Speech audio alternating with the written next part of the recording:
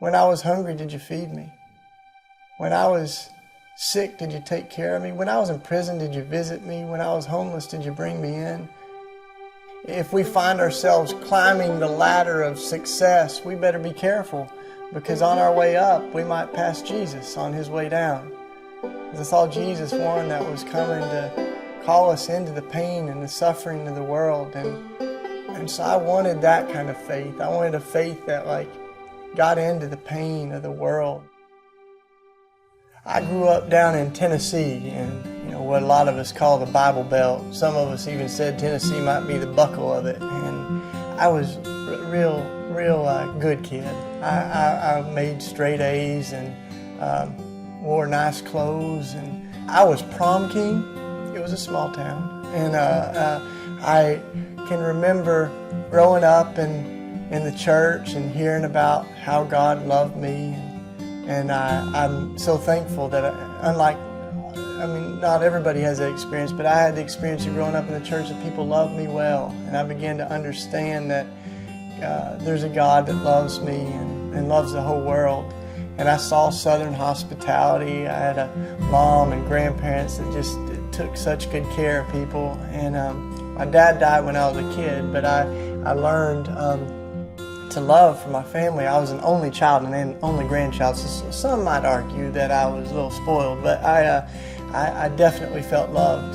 And that helped me, I think, to receive this message that there's a God that loves me. And I can remember going on a little retreat with my youth group, and they gave an altar call for us to kind of give our lives at the altar to God and dedicate them to God. And I did it, tears rolling down my face and everything. And then the next summer we went again, and we did it again. It was so good the first time. We got born again every year, every summer we'd go. And then there kind of came a point where we said, there's got to be more to this thing than just getting born again every year. And there's got to be more than just believing in Jesus. Because as I started reading the scripture, I got the sense that Jesus didn't just come to make believers, but to form disciples. And I saw that we can believe in Jesus and still not have our lives change or look much different. So as I started reading the words of Jesus, like the Sermon on the Mount and the Beatitudes, it started to mess with me. I saw the things that I was running after, and they weren't always the same things that I saw Jesus telling us to do. And so there kind of came a moment where I felt this kind of collision in me. And there's people out there, that tell me all the time, my life was such a mess, and then I met Jesus and everything came together.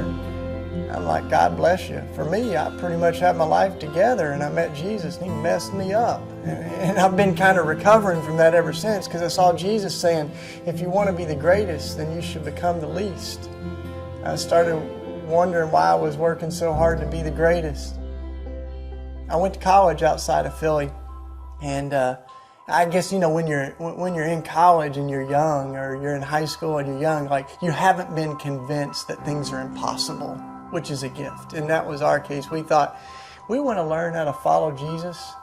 Who's really doing it? And Mother Teresa was still alive at the time, and she seemed to be giving the old, this gospel way of life a pretty good shot. So we wrote her a letter and ended up calling her on the phone. She picked up the phone. We said, we want to come to India. And so bam, before long we were in Calcutta and working alongside of Mother Teresa and the sisters. And one of the things that I learned is this incredible reality that we are to be the body of Christ. That, I'd heard a lot of language that, we're the body of Christ, that's what the church is or whatever.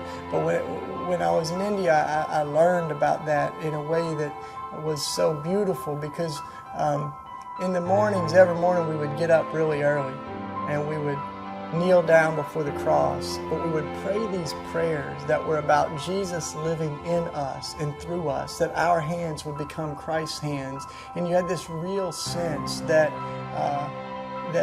these sisters believed that they were going to be an extension of Jesus' love in the world.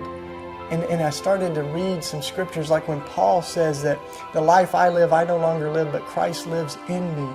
And I started to see where John's gospel says that we'll do the same things Jesus has been doing, and even greater things than Jesus did, because Christ lives in us. And you think, my gosh, what would the world look like if we actually began to pray and invite Christ through the Spirit to live in us and through us every day? It's also why Mother Teresa wanted to take communion every morning. She wanted to do the Eucharist, to have the communion feast every morning. I thought, that's different, you know, especially at 5 in the morning. What were we doing taking communion? And one of the sisters said, well, you heard the saying, you are what you eat, right? And she said, that's what we're praying, is that we would become what we eat, that Christ would be digested, the body and the blood would run through us so that we would be a part of Christ's body, or maybe that we would be digested into who Christ is in the world. Mother Teresa had a great line. She used to say, Calcuttas are everywhere if we'll only have eyes to see. You don't have to go to Calcutta to find Calcutta. She would say, you need to find your Calcutta. Pray that God would give you the eyes to see those who are ostracized and outcast, the lonely, the marginalized, those who are needing to feel God's love and hear the whisper of God's grace. And then you become the hands and feet of Christ to them. If we look closely into the eyes of our neighbors and of those who suffer, we will find Jesus in His most distressing disguises. And she said that's one of the wildest things you'll ever see, is as you hold the hand of a dying person, or you hold the hand of a homeless person, you look in their eyes and sometimes you feel Christ staring back at you. I love how there's an old guy named Karl Barth that said we got to read the Bible in one hand and the newspaper in the other. And I think what he was saying was we can't just use our faith as a ticket into heaven and ignore the hells of the world around us, but we gotta use our faith as compelling us to do something about the things that are wrong in the world.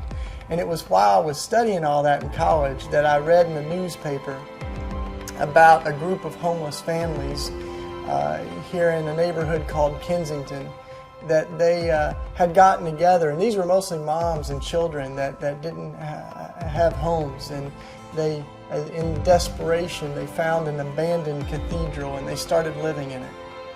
So as they're living in this abandoned cathedral while they're trying to find permanent housing, we read in the newspaper this story, and it ended by saying that the archdiocese that owned the cathedral had given them 48 hours to get out. And if they weren't out within 2 days, they could be arrested for trespassing on church property. We found that troubling. You know, and there's kind of those moments where you throw your hands up at God and you go, God, why don't you do something? And we sort of felt God say, I did do something. I made you. And I think sometimes we sit around waiting on God, and God might be waiting on us and wanting us to respond to injustice. So we were compelled, and we got involved in that struggle with those families. They became our friends and opened our eyes to so much of the inequities and injustices that happen in our world. And in a lot of ways, we never really left that old church. All kinds of things happened. Many of those families got housing, and it was in that old cathedral that we began to read the story of the early church, where it says everybody shared everything they had. No one claimed any of their possessions were their own. And it says, and there were no needy persons among them. And I kind of find it ironic that it was in the ruins of an old abandoned cathedral that our vision for the church was ignited.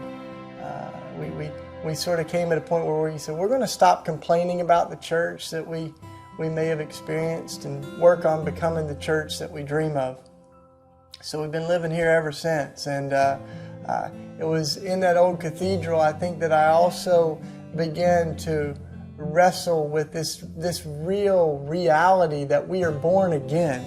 And that's not just some kind of spiritual language that we use, but if we believe that we're born again, we've got brothers and sisters that are not biological, but they're brothers and sisters nonetheless, and some of them are hungry, some of them are lonely, some of them are suffering, and that should affect us just as if our own biological family were suffering. And so if one person is on the street, it should keep us up at night. And so we've been wrestling with this idea of what it means to love our neighbor as ourselves ever since.